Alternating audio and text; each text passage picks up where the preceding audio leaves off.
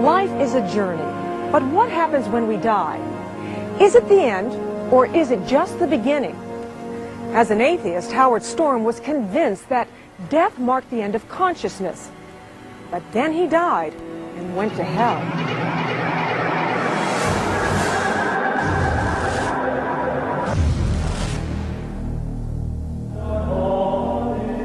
Eternal life with God the Father, Jesus and Mary, the angels, the saints, and our loved ones. It is the heavenly existence most God-fearing people hope to experience, and which some have even claimed to have seen.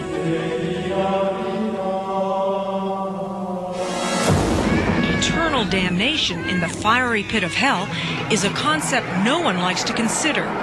Yet it is a poignantly real nightmare for countless lost souls, those who die in a state of mortal sin, and self-absorbed individuals whose lives here on earth had one common denominator, the complete rejection of God and the denial of his existence.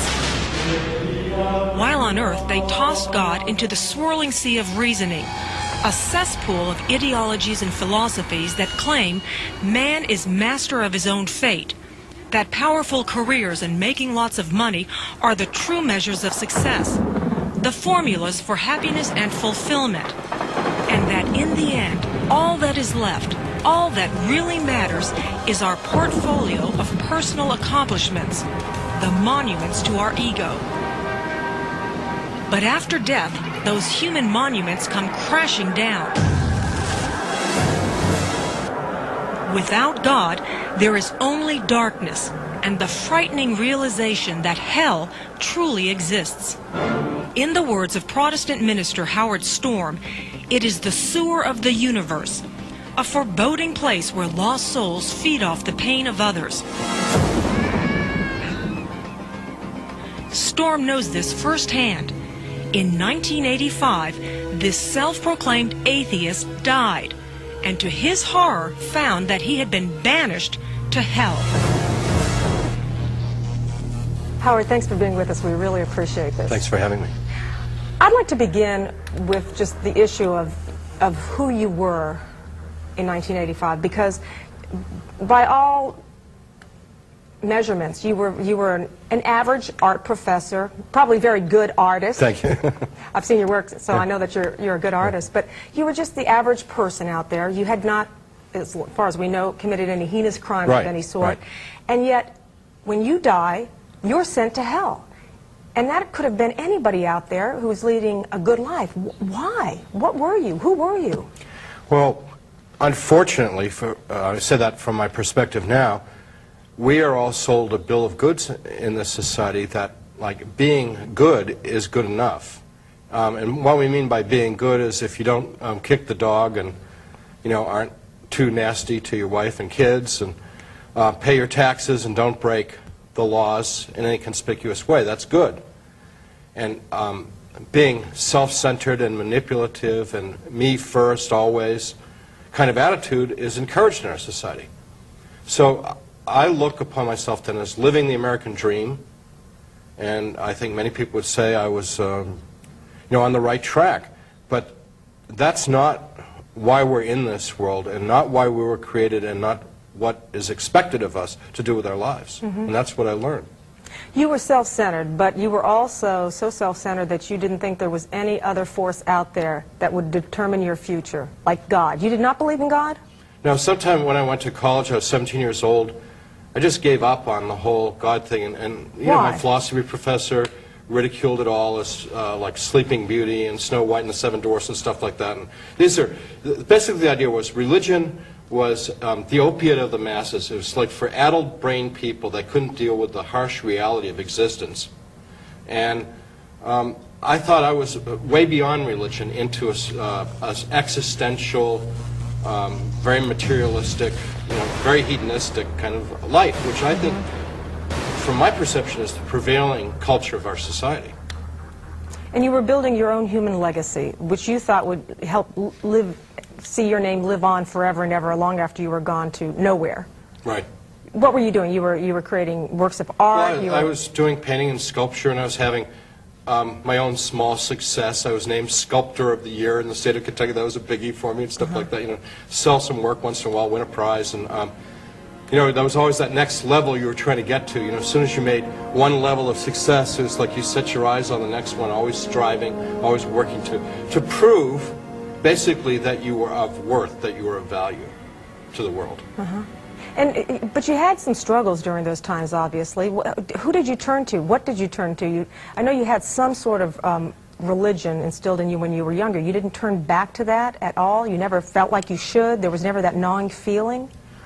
No, because as an academic, we all ridiculed those things. So when I'm not proud of this, but who I turned to was alcohol, you know, going out, staying out all night with my friends and going to hip artsy bars in Cincinnati and being really cool and listening to jazz music and getting intoxicated to the point where you're worried about whether you could make it home or not. I mean, that was my religion. And it's also an anesthetic, because inside of me there was a great emptiness, a great darkness that I couldn't fill with anything.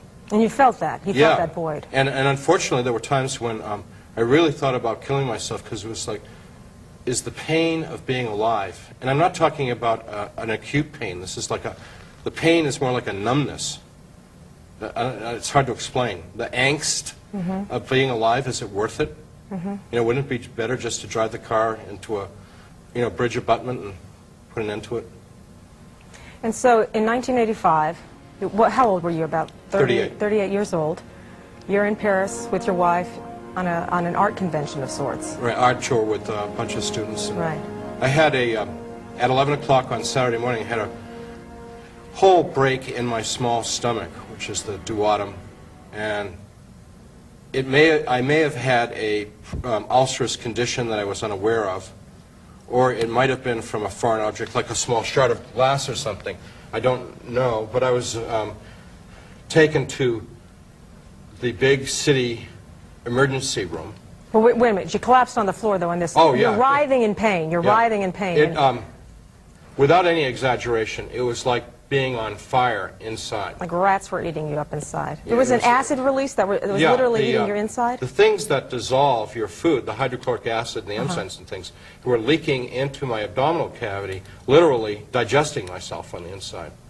So it's kind of eating myself up. And it was the most acute pain I'd ever experienced. And they called an ambulance, and a doctor comes with, diagnoses. Oh, yeah, they knew exactly what was wrong. Sent me off on this wild ambulance ride through Paris. With a shot of morphine, only one shot. Yeah. Okay. And as he explained, it was only enough to get me to the hospital, because he said, you're going to have surgery as soon as you get there, and I can't give you any more because it'll interfere with the anesthetic that they're going to administer when you have the surgery. And our understanding then, and in emergency, was this is an extremely grave situation, like having a burst appendix. But if you get right on it and do surgery, 4 weeks, 6 weeks later, you're pretty good shape. 8 to 12 weeks later, and you're good as new, no problem. If you let it go, it's fatal, you know, because of the damage that it does to your insides, which is the infection of peritonitis and the digestive juices messing up your organs. So I was sent from the emergency hospital over to a surgical hospital several blocks away. And unbeknownst to my wife and I, there was no surgeon available at the surgical hospital to do the surgery. So they parked me in a room and left me there for 10 hours. And the doctors in the United States told me that my life expectancy from the beginning of this incident was about 5 hours. So I was in really bad shape. Yeah, they kept coming in and telling you that it would be soon, and then eventually they said the only doctor there had gone home. Yeah. And they couldn't give you any more morphine or any pain reliever because a doctor I was never given any further medication because only the doctor could prescribe medicine. I was never seen by a doctor from the time I went into that surgical hospital. So they come in and they say, look, the doctor's gone home, you can't have the surgery today. Right. This is about 8:30 at night now. And they leave, the person leaves, and... Yeah, and I turned to my wife, my wife tells me this was the worst day of her life, too, because here she is watching her husband. She's just losing her husband. My wife was an attorney then. Yeah. And she, you know, a woman of some capability and power and influence in the world, and to watch your husband just gradually die in front of your eyes and nobody cares, I said to my wife, it's time for us to say goodbye. And she got up from the chair, which was next to the bed, and she put her arms around me and kissed me and held me. And we told each other how much we loved each other. And every time I go down this road, it makes me sad, but, you know, to say goodbye, I mean, and we knew it was forever. And I knew that when you die, I mean, I knew this absolutely positively, when you die, that's it. There is nothing else. We are this is what I knew, you're a biochemical organism made up of 75 trillion cells or whatever, and when the organism ceases to function, the biochemical, you know, functions begin to fail, and you lose consciousness, and then you're dead, and then your body rots, and that's all there is. And anything that would be left of you would be like maybe your kids or something would remember you for a generation, or maybe if you made something like a bridge or some artwork, you'd be remembered for a little while. But that was it. I mean, I knew that, absolutely. And everybody I knew that. You know, this was a certainty. So when we said goodbye, I was saying goodbye to oblivion. And eventually she was crying so hard she sat back down, and I closed my eyes and went into unconsciousness. And you, before you went into unconsciousness, you felt a bit of relief, too, that you could escape this horrible pain, and was there a feeling of sort of calm about it as well to you? Yeah, I wanted to die because there was, since they said there wasn't going to be a doctor until the next day, and I had felt for many hours like I was dying. And medically, I had good reason to feel that way, because I really was dying. And the pain, which had gone from a pain that, I mean, I was a big, strong guy, 38 years old, had played football in high school and stuff like that. This pain threw me down to the ground, kicking and screaming and yelling. And from that point on, it just went worse and worse and worse and worse. I was ready to be out, you know. I was ready to be gone, because I can't do this anymore. You know, you can do it for 1 hour or 2 hours or 3 hours, but I was at the point of like close to 10 hours, and I'd had it. So I was ready to go. And so here, you know, people ask me all the time, were you dead? Well, it's an impossible question to answer, because I had no medical attention. No one ever took my temperature. Nobody ever put the blood pressure cuff on me or anything. So nobody was examining me. But the fact of the matter was, it's a ridiculous argument. I was dying. As much as anybody can be dying in that state. So you go into unconsciousness, and then what? To the shock of your life. To my complete surprise, I was standing next to the bed that I had been lying in, and there's my wife, and I'm standing up, and I know the situation. I'm completely clear about my problem, and I know I have to have surgery, and that I'm sick, and I have a perforated duodenum and all that stuff. But I feel pretty good. Matter of fact, parts of me feel quite good, better than they've ever felt in my life, really alive. And I try to communicate with my wife, who, it appeared to me, was ignoring me. You were next to her? You were I was on the other level? side of the bed from her. Okay.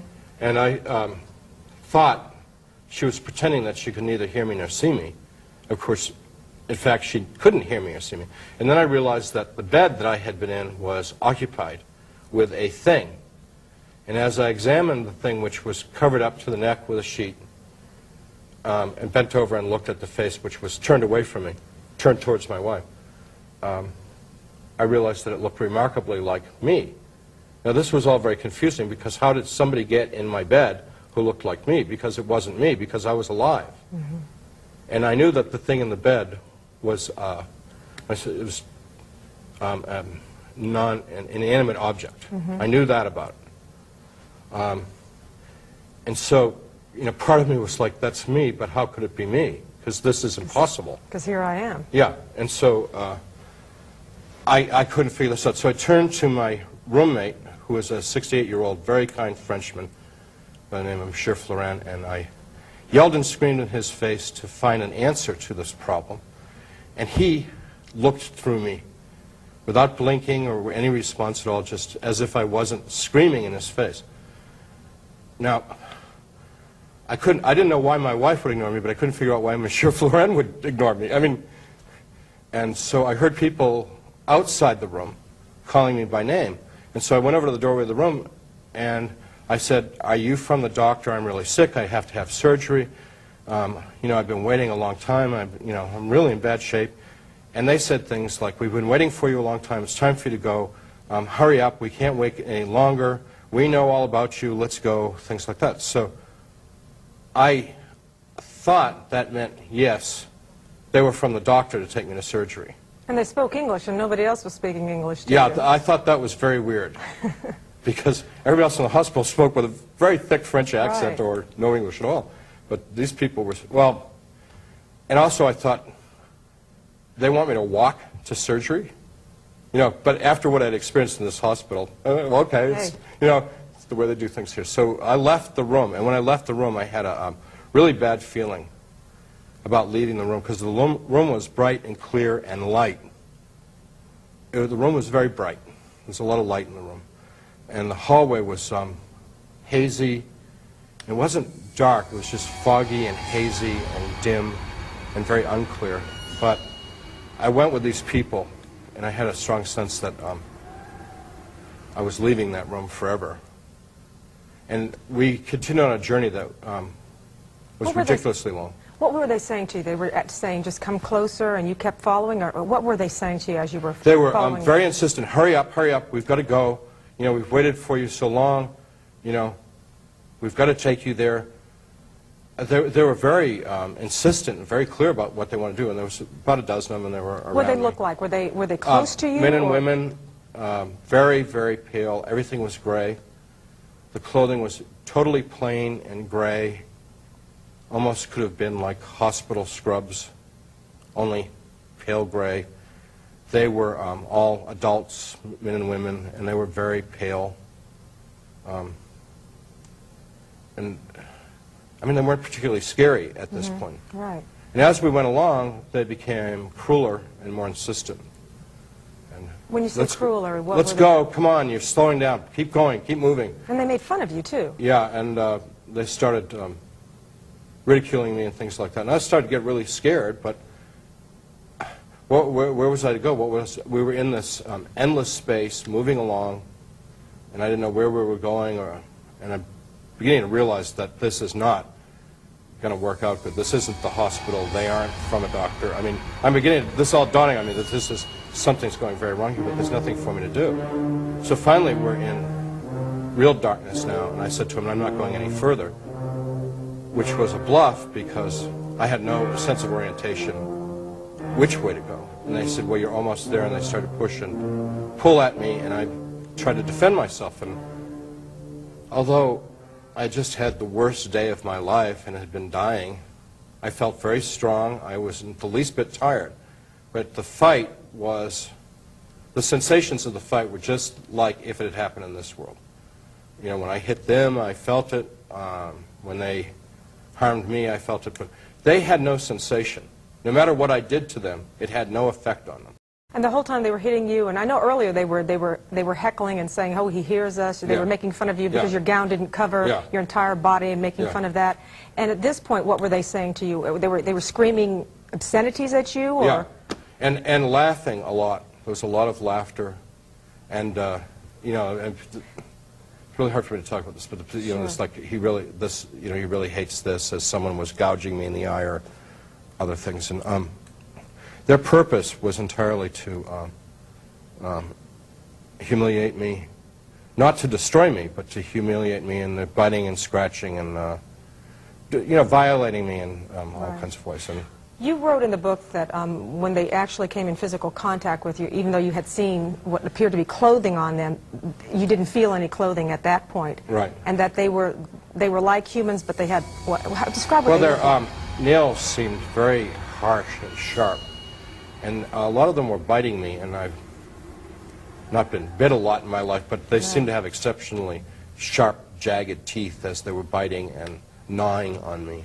They're just ripping your flesh from your body, ripping it apart? Well, if they'd really wanted to do that, they could have had done with me in a few minutes. Right. No, they wanted to torment me. And so what they were doing was really simple. They were trying to inflict pain.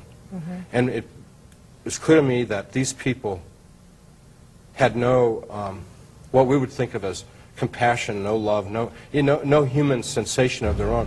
So what they were doing was they were feeding off my pain, if that makes any sense, that gave them pleasure. It gave them some kind of pleasure to get as much pain out of me as possible. And so they were trying to prolong that as much as possible. How would you describe that kind of pain? You went through excruciating pain in the hospital, obviously.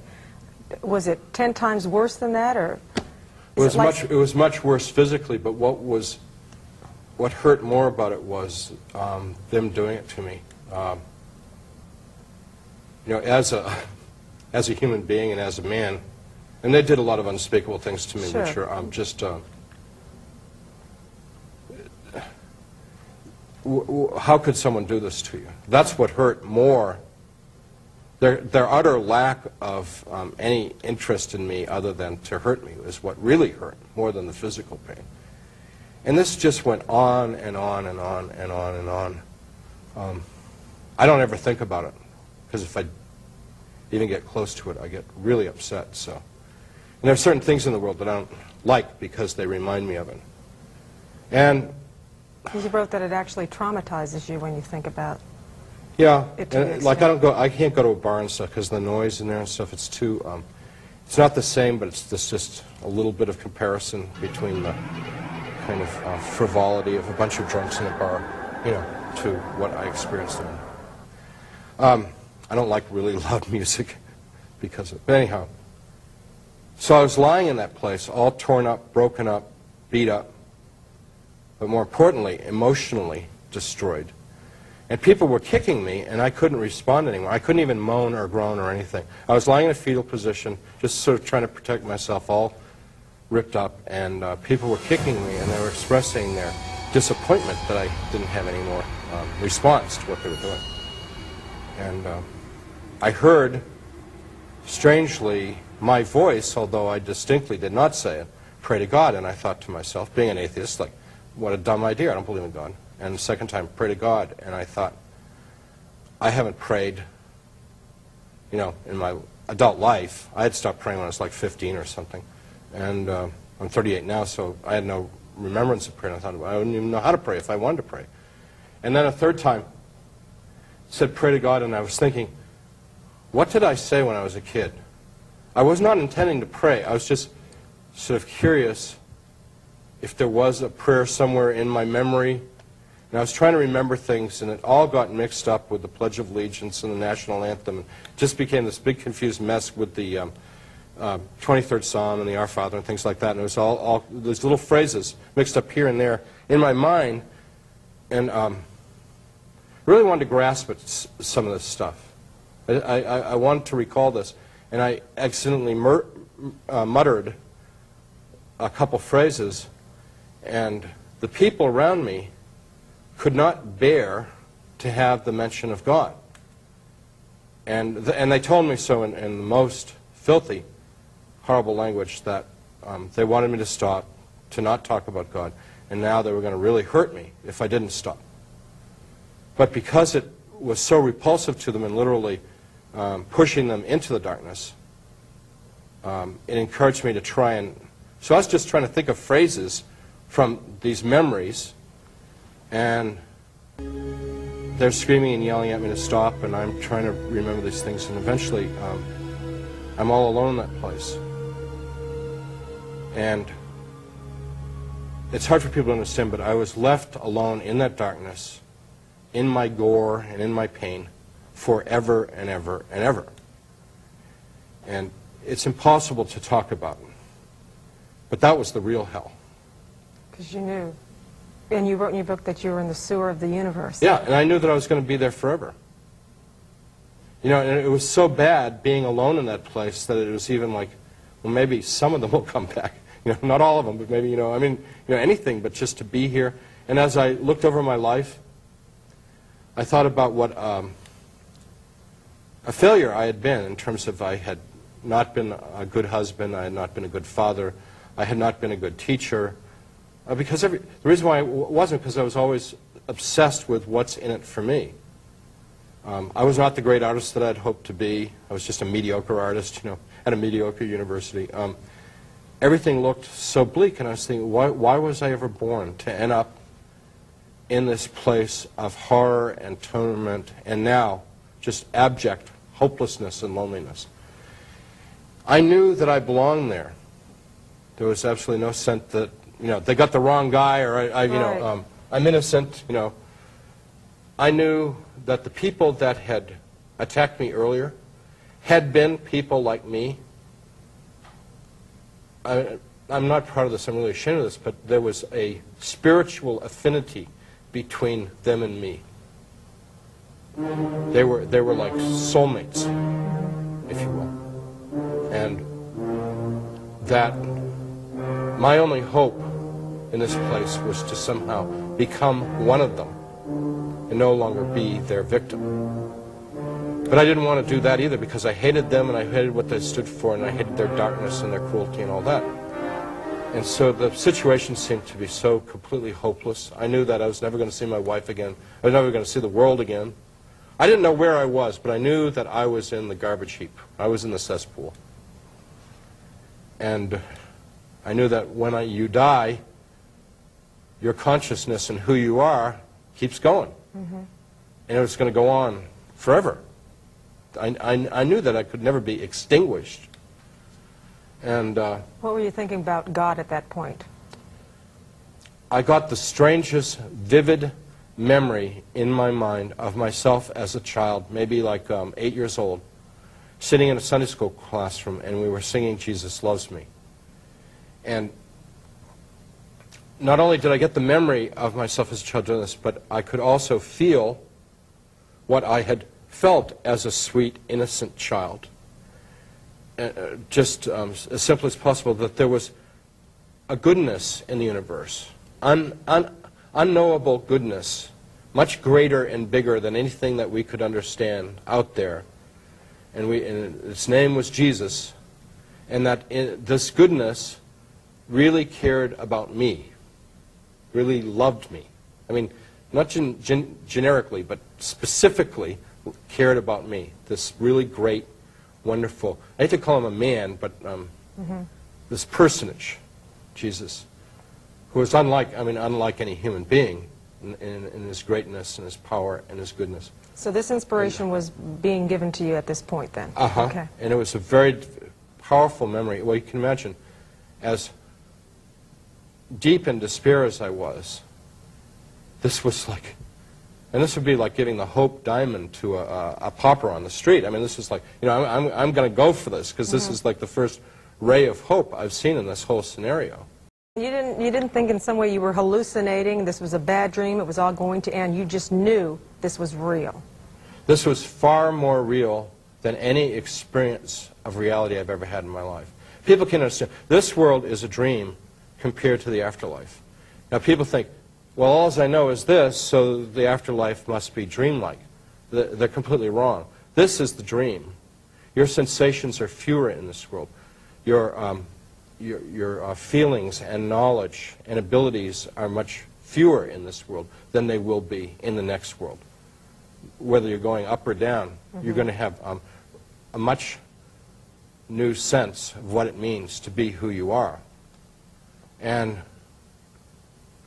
I called out in that darkness, not knowing if Jesus was real, but simply hoping, based on that childhood faith, that that he would be real. But I didn't, so I said, Jesus, please save me. And with that, a tiny pinpoint of light appeared in that darkness, and very rapidly got brighter and brighter. And then this huge, impossibly bright, white, warm light was over me. And I felt hands in this light picking me up into it, and also because I was now in light for the first time, I saw how horrible I was, and I looked like... You weren't scared, though? No. I was amazed and in awe, but not afraid, because it was just so beautiful and like wonderful. And it was a little bit scary, but it was like just so great, and as he touched me and picked me up, all that gore, all that horror that was me, all went away, and I was made whole physically, but more importantly, all the pain inside of me was filled with ecstasy. And the ecstasy, quite simply, was the incredibly powerful sense of love that he was sharing me, that his love for me. And I knew several things immediately. One, that this was indeed who I'd called out to. This was Jesus. This was a person of great power. This was a person of unbelievable goodness, just pure, perfect goodness. I don't know how I knew it, but I knew he was really smart and that I knew nothing compared to what he knew. I knew that he knew everything about me, even everything I'd ever forgotten, he knew. I knew that he knew me more intimately than I knew me. How'd that make you feel, though? You knew some worried. bad thing, yeah. I was worried about that. But it was all good because he loved me so much, and I can't begin to describe.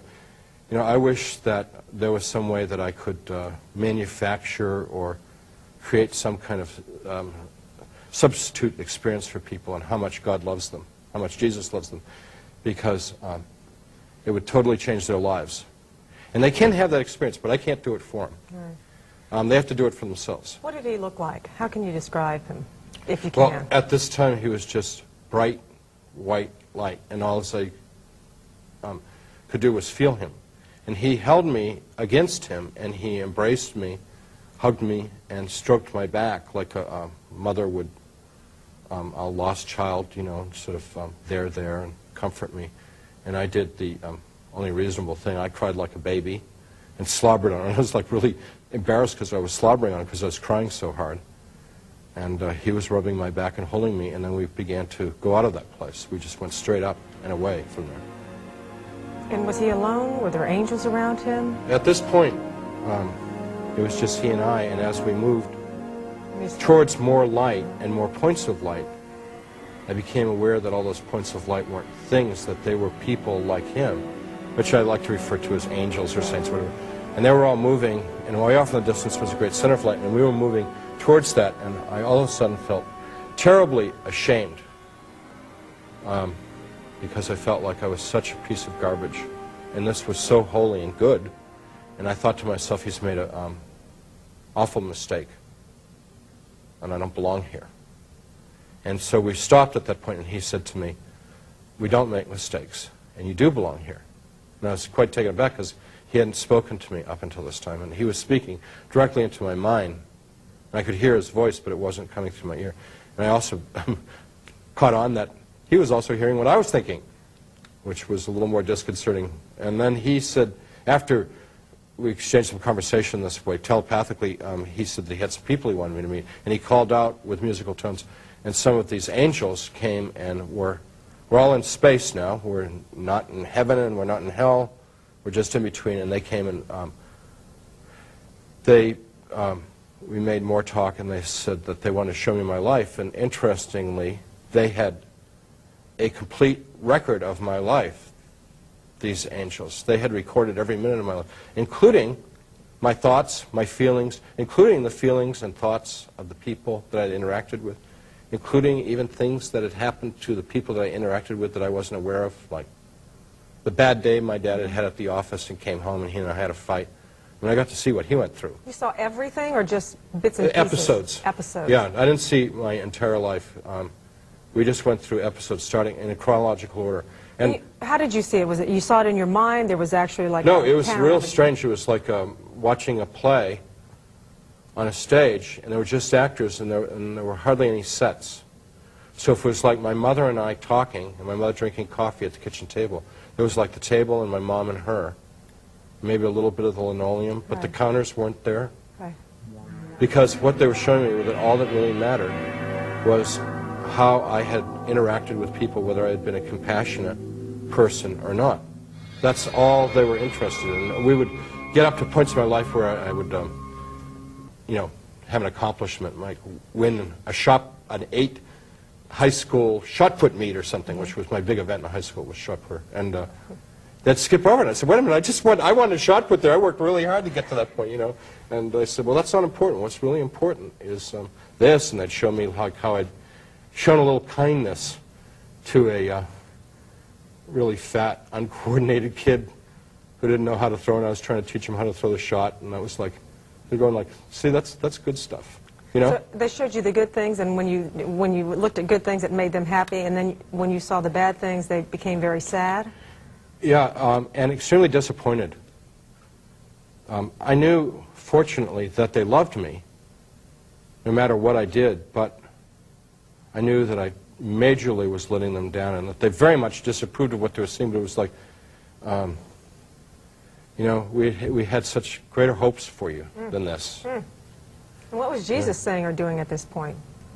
Holding me, loving me, and sharing his feelings about what we were watching in my life with me. And as we saw the bad things become more prevalent and the good things less prevalent as I matured, I felt very, very ashamed, and I didn't want him to see it, even though I knew, you know, I mean, it's ridiculous because he knows all this stuff, but I just like, I wanted to, you know, hide it from him. You know, don't watch this stuff, you know. Was he angry with you, or was he just disappointed? Not angry. Very, very disappointed. Like a parent would be with a child. Yeah, because he had really big hopes for me. Because he really, I mean, it's a weird thing to say, but when you're in with Jesus, it's like you're the most special person in the whole universe. That's the way he makes you feel. You know what I mean? He just makes you feel that you're just the most neatest, wonderful thing, and all of his attention and everything in the universe has been about making you a beautiful child of God. And with all the hope for the potential that could be. And I flunked. I flunked the very reason why I was put into this world, which is, one way of stating it is, as Jesus did, which is to love God with all your heart, mind, soul, and strength, and love your neighbor as yourself. That nice summary of what we're here to do, to love one another. And I had loved me. I made myself a God.